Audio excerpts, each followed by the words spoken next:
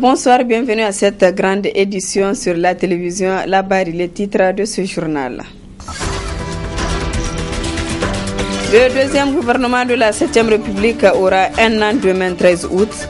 Retour sur les péripéties qui ont conduit à la formation de ce gouvernement dans ce journal.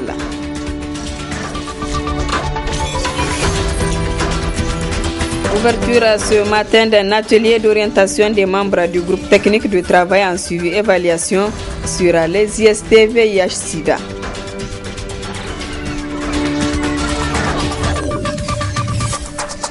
Mesdames, Messieurs, une fois de plus, bonsoir. Demain, 13 août, le deuxième gouvernement de la 7e République aura un an. C'est un gouvernement que le président de la République a voulu d'union nationale. Cet objectif n'a pas été atteint, comme l'a lui-même reconnu à l'occasion de son message à la nation du 2 août dernier. Retour sur les péripéties qui ont conduit à la formation de ce gouvernement dans ce récit de Abdulrazak Idrissa.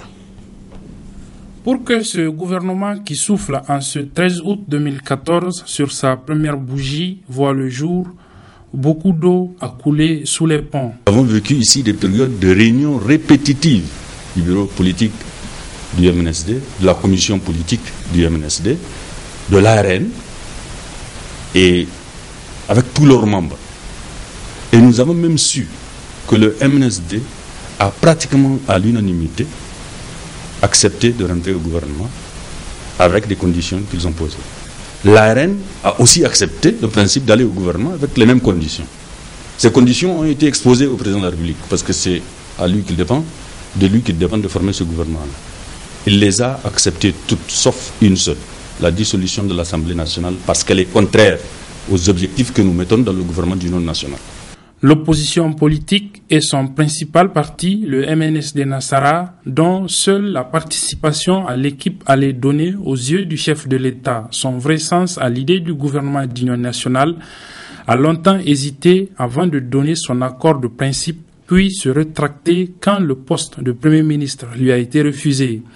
Malgré tout, au soir du 13 août 2013, le secrétaire général du gouvernement annonce la composition d'une équipe qu'on qualifiera comme on veut selon lui, avec en son sein des militants du MNSD Nassara et pas des moindres. C'est la surprise et la désolation. Quand les mauvaises sorties, il faut faire bon cœur, mais nous constatons que effectivement des camarades ont pris sur eux d'aller dans ce gouvernement. Moi, sincèrement, je vous dis, s'il y a des responsables politiques pour lesquels je dis, sans gêne, que c'est des intellectuels, qu'ils font tout pour agir dans le sens des vertus de la démocratie, ça, je citais ce que nous avons en face de nous. Mais il y a un temps, j'ai tiré mes conclusions, je me suis trompé. Au niveau de l'ARN, c'est un non-événement. Parce que ce que serait un événement si c'était un gouvernement d'union nationale.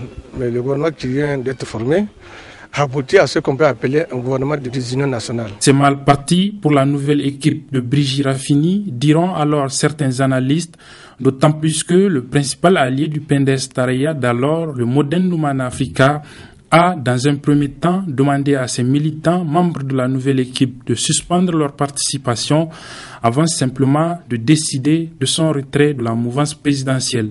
Les 5 militants du MNSD Nassara et les 6 du Modern Lumana Africa, plutôt que de se consacrer entièrement à leurs tâches au sein du gouvernement, se sont lancés dans une course de recherche de légitimité au niveau de leurs formations politiques respectives. Course rythmée de procès devant les juridictions, on en est là encore aujourd'hui. Ce gouvernement a également fait et fait l'objet encore de beaucoup de critiques. Le nombre pléthorique de ses membres, pour la plupart effacés, à commencer par le chef, ou encore la sous-représentation de la junte féminine en violation flagrante de la loi sur le quota.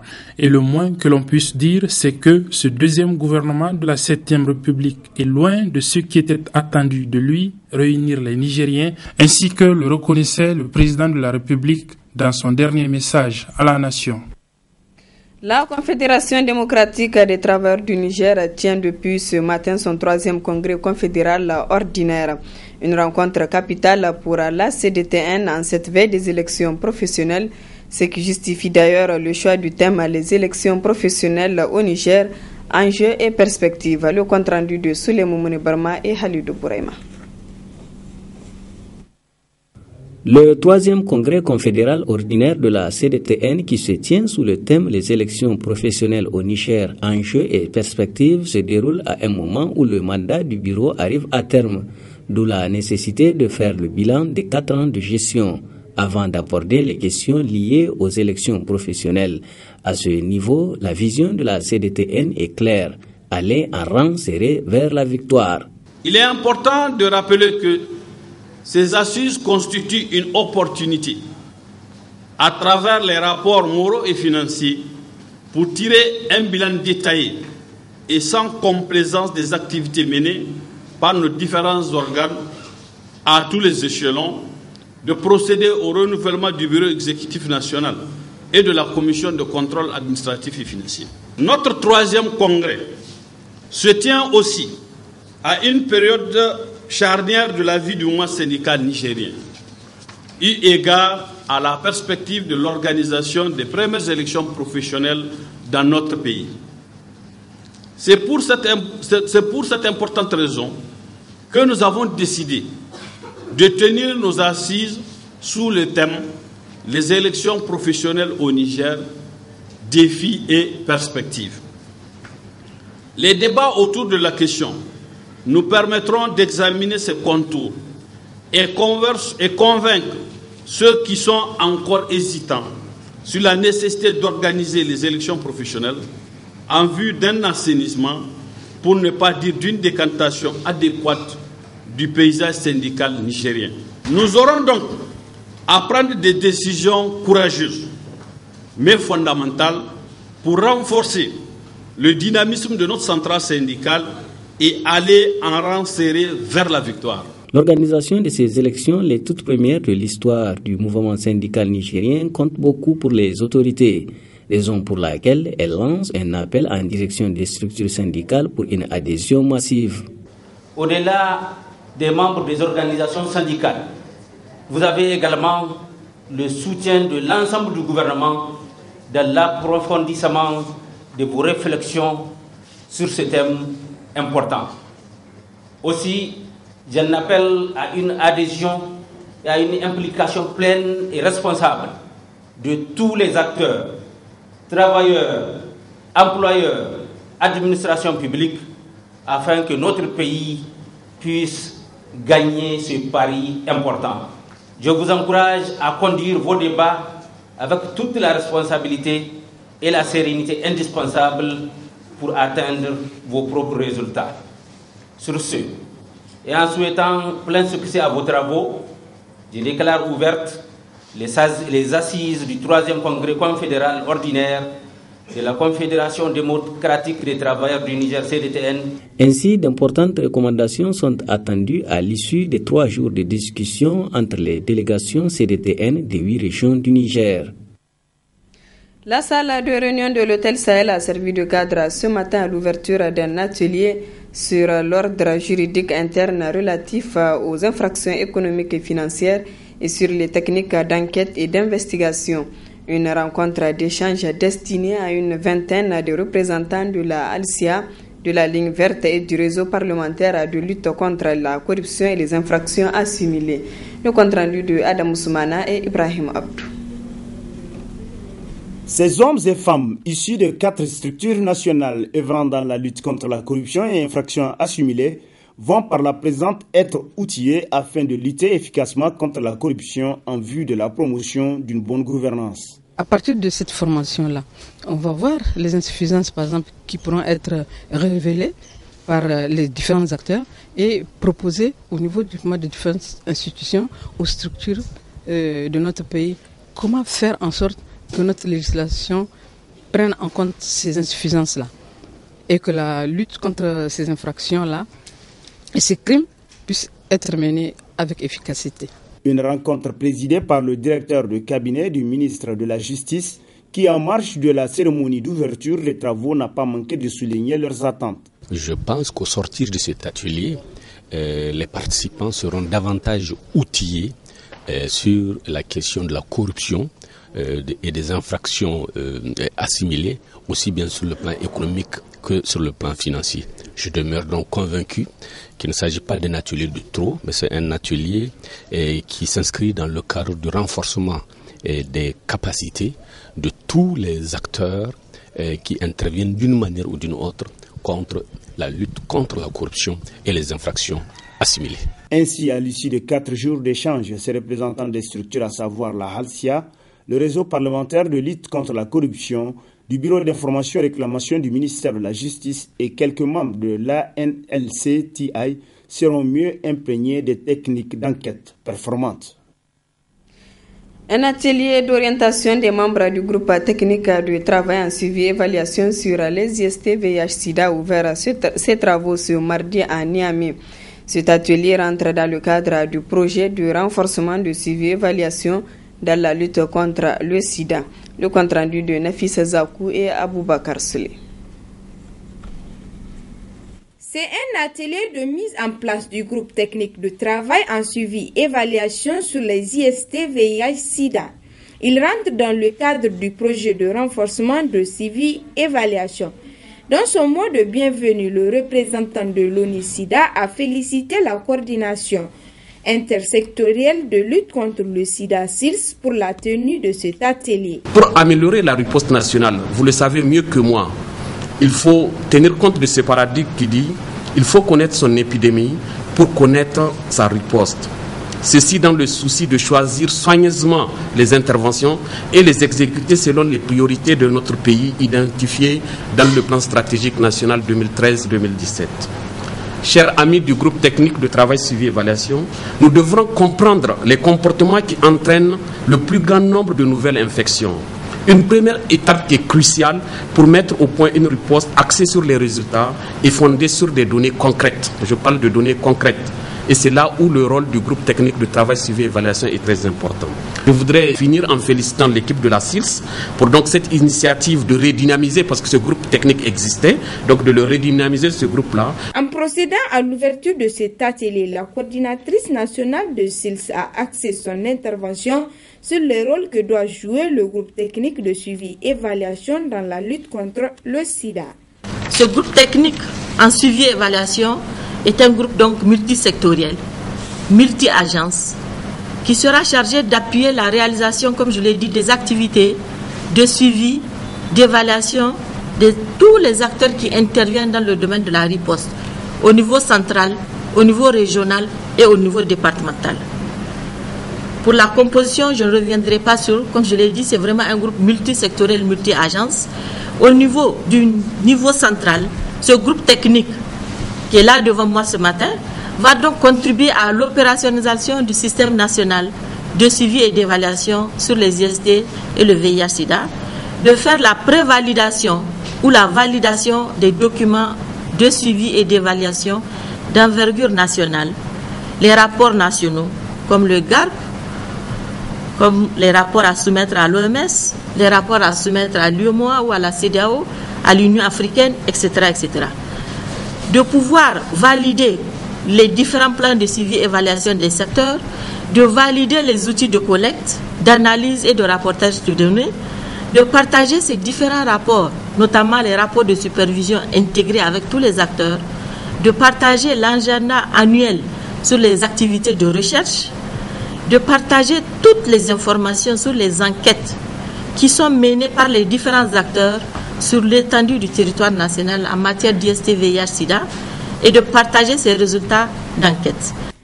Ce groupe technique de travail, une fois mis en place, se réunira 4 fois dans l'année, soit une fois par trimestre pour faire le point des travaux. Le collectif des syndicats du secteur de développement rural menace d'aller en grève de 2 jours à partir de demain sur l'ensemble du territoire national. Un arrêt de travail pour exprimer leur mécontentement au gouvernement après plusieurs lettres sans suite demandant l'amélioration des conditions de vie des agents de ce secteur. Le reportage de Cheibou Guisso et Nasser Dantoufou. Les travailleurs du secteur rural sont en colère contre les autorités de la 7e République. En cause, les revendications qui se résument à l'amélioration des conditions de vie transmises à qui des droits ne sont pas prises en compte. Une situation qui a amené les syndicats de ce secteur de déposer un préavis de grève de 2 jours, le 13 et le 14 août 2014 sur l'ensemble du pays. Très malheureusement, encore une fois, le secteur du développement rural renoue avec le débrayage, malgré toute notre bonne volonté de vouloir éviter cela. Pour preuve, une série de 3 lettres que nous avons adressées à son Excellence le Premier ministre pour rappeler qu'en ce qui concerne les primes et indemnités dont nous attendons du gouvernement, cela après plusieurs années de lutte, après avoir signé 3 protocoles d'accord avec notre secteur et après avoir signé 2 protocoles d'accord avec l'ITN, par rapport auxquels le gouvernement s'était engagé à harmoniser le régime des primes et indemnités, et où, en tout cas, au niveau du secteur rural, nous sommes les parents pauvres de la fonction publique. Tout le monde sait que c'est nous qui n'en avons pas. Or, on devrait commencer à bénéficier depuis le début de cette année.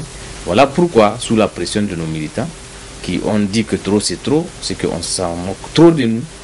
On ne fait rien pour nous prouver qu'on est important, mais dans les discours, on dit que c'est le secteur rural qui est important. Donc, il va falloir que, en tout cas à notre niveau, qu'on se détermine pour montrer au gouvernement que nous sommes dans une situation de mécontentement et de démotivation totale, et que par rapport à ça, le travail ne peut pas se poursuivre. Au secrétaire général d'appeler à la mobilisation totale de tous les militants et militantes du collectif A. Je suis persuadé que les militants sont suffisamment conscients de la gravité de la situation. C'est de leur dire en tout cas que la lutte ne fait que reprendre. Cette lutte-là, nous l'avons commencée depuis 2008. Nous avons été endurants. Inch'Allah, nous tiendrons jusqu'au jour où nous aurons des indemnités pour les agents de l'agriculture. Au-delà, si en tout cas Dieu ne permet pas ça à notre temps, c'est sûr que c'est autant d'autres. Nous sommes persuadés que c'est une question de justice, qu'elle ait lieu aujourd'hui, qu'elle aura lieu demain. Je suis persuadé personnellement que c'est quelque chose qui va aboutir un jour. Donc c'est pour dire aux camarades de se déterminer en conséquence. La lutte va être âpre, la lutte va être longue, comme elle l'a été, et elle va certainement l'être parce qu'en face, nous avons l'impression qu'on n'est pas considéré. Voilà pourquoi l'appel que je lance aux militants, c'est de se déterminer en sachant que cette lutte-là, il faut que vraiment chacun pèse de son poids autant que faire se peut pour qu'en fait, en face, on puisse sentir que vraiment le mécontentement est généralisé. Et vraiment, tant qu'on est dans une situation pareille, on ne peut pas rendre le meilleur de nous-mêmes par rapport au travail. La rentabilité du travail des agents dans le secteur rural va être en tout cas en perte de vitesse, ça c'est évident. En cette période de saison de pluie, les 2 parties doivent s'asseoir sur une même table afin de trouver des solutions idoines au bonheur du monde rural. Le syndicat des professionnels de l'immobilier du Niger a animé un point de presse ce matin. Objectif, apporter des éclaircissements sur un lotissement fait à Ndunga par une agence immobilière de la place qui fait l'objet d'une polémique. Un extrait avec Mme Zainabou Abdoubagué, elle est secrétaire à la communication du syndicat des professionnels de l'immobilier du Niger. Donc il a toutes ses détentions coutumières, son arrêté ministériel et même un titre foncier du terrain. Donc vraiment c'est un lotissement régulier. Il n'y a pas de problème. Parce que l'État ne peut pas donner un arrêté et un titre foncier à un terrain qui n'existe pas ou qui est litigieux. Par contre, la partie qui est litigieuse, elle est déjà pendante devant les juridictions. Nous, on n'est pas compétents pour commenter ça ou pour dire quoi que ce soit là-dessus. Donc les parties qui n'ont pas de litige, moi je pense que la justice a même ordonné à M. Moussa Munkaila de continuer les travaux. Vous avez le PV de signification ici, en attendant de délibérer. On ne va pas apporter préjudice aux acquéreurs de parcelles. Tout celui qui a acheté pour Moussa Munkaila, ici au SPIN, on a constaté qu'il est en règle. Donc tout celui qui achète ces parcelles a acheté une bonne parcelle, en bonne et due forme et en règle. Donc voilà ce que nous voulons dire à la population. Parce que nous lui avons demandé s'il a payé intégralement les coutumiers. Il a amené tous les reçus et les PV des conseils de famille. Et il y a même des gens qui sont prêts à témoigner. Ils sont prêts à témoigner que c'est devant eux que M. Moussa Munkaila a payé l'argent. Et ça a été distribué au niveau de Ndunga. Donc le mandataire en question, c'est Yahama Saïdou de Birzanza. Il dit qu'il est prêt à témoigner. Quand il y a un litige, c'est une réunion ou une confrontation qui peut régler ça. Tous ceux qui ont les parcelles, vraiment d'être tranquilles. Il n'y a aucun problème. Si c'est une forêt classée, c'est l'État qui a donné l'arrêté et le titre foncier à M. Moussa Munkaila. En février 2015, le Niger va abriter le championnat d'Afrique de football des cadets. Le comité en charge de l'organisation de cet événement continental a été officiellement installé ce mardi par le ministre de la Jeunesse et des Sports. Le compte-rendu de Hassan Saleh Mustafa et Chebou Guisso. C'est un comité de 17 membres issus de divers secteurs avec à leur tête le ministre de la Jeunesse et des Sports qui a la lourde tâche d'organiser le championnat d'Afrique des Nations de football des cadets ou U17 qui aura lieu en février 2015 au Niger. C'est un sentiment de satisfaction qui m'anime aujourd'hui en présidant la cérémonie marquant la mise en place du comité d'organisation du championnat d'Afrique des Nations de football de moins de 17 ans. Mesdames et messieurs, permettez-moi tout d'abord de transmettre mes sincères félicitations aux membres de ce comité d'organisation de cet événement d'envergure continentale qu'abritera notre pays en février 2015, Inch'Allah.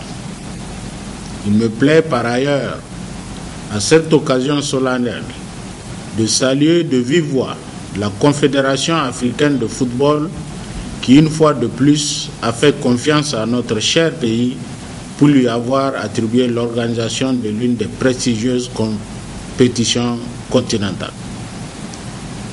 C'est pourquoi j'en appelle les membres de ce comité d'organisation de cette CAN U17, toutes les forces vives de la nation, la population nigérienne, à s'engager pour assurer une totale réussite à cette organisation qui nous a été confiée. Le Niger assurera cette tâche avec détermination, a ajouté le ministre de la Jeunesse et des Sports, président du comité, qui n'a pas manqué de prodiguer quelques conseils aux membres de ce comité en vue de réussir leur mission. Précisons que ce comité a été créé par arrêté 015 du ministère de la Jeunesse et des Sports en date du 28 avril 2014.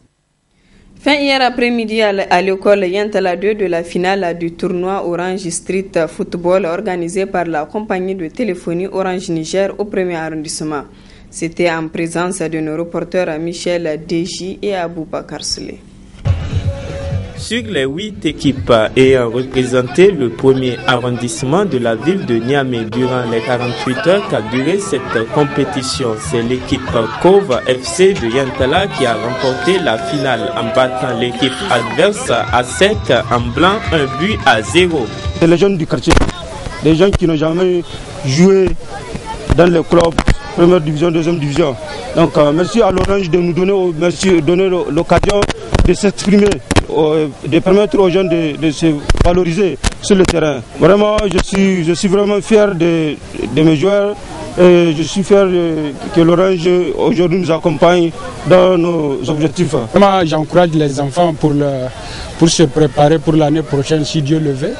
Mais c'est que je lance un message à Orange, il faut vérifier l'âge des joueurs. Cette initiative de Orange Niger est également vivement saluée par les amateurs du ballon rond nigérien.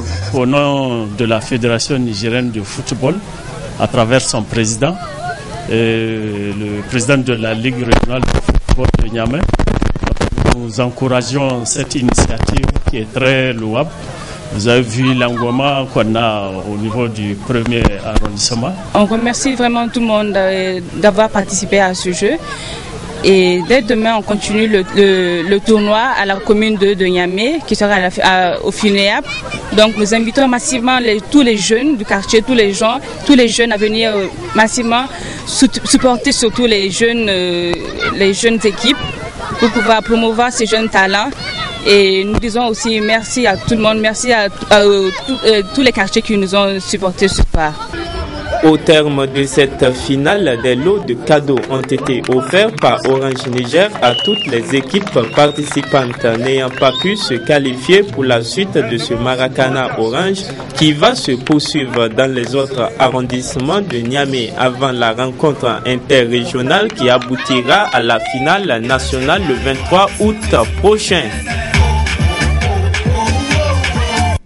Poursuite des éliminatoires du Maracana Orange Street Football. Après le premier arrondissement, le coup d'envoi a été donné ce soir au deuxième arrondissement où 8 équipes s'affronteront pendant 2 jours. Le reportage de Halid Bourema et Nasser Dantoufou. Après le premier arrondissement, c'est au tour du deuxième arrondissement d'accueillir le Maracana Orange Street Foot au complexe sportif de Bukoki. En effet, 8 équipes issues de cet arrondissement s'affronteront pendant 2 jours où une seule équipe représentera l'arrondissement. Orange Street Foot est une rencontre de foot qui permet de détecter des jeunes talents et de leur faire vivre leurs rêves. L'objectif visé par Orange Niger à travers ces rencontres, Orange Street Foot, est tout simplement de permettre aux jeunes de vivre leur passion qui est le football. Et qui sait, peut-être que parmi ces joueurs qui sont là derrière nous, peut-être que l'un d'entre eux un jour fera partie de l'équipe nationale du Niger. Les participants à ce Maracana saluent l'initiative d'Orange Niger. Vraiment, je peux dire que c'est une bonne initiative de l'Orange Niger qui a vraiment pensé à la jeunesse nigérienne, vraiment de les accorder la chance de jouer à cette tournoi. Vraiment, je peux dire que c'est un tournoi qui est un peu compliqué, puisque les enfants n'ont pas l'habitude de jouer à ce genre de tournoi. Vraiment, je peux dire que c'est un tournoi vraiment abordable. Même des joueurs professionnels, c'est à travers cette compétition-là qu'ils ont commencé. Vraiment, on a remercié Dieu car on a gagné cette match sans inquiétude, Inch'Allah. Et puis, on est heureux. À l'issue de ces éliminatoires, l'équipe championne affrontera les 4 autres équipes de différents arrondissements pour avoir une équipe qui représentera la région de Niamey. Voilà, mesdames, messieurs, ici s'achève ce journal. Merci à vous de l'avoir suivi et excellente soirée en compagnie des programmes de la télévision Labari.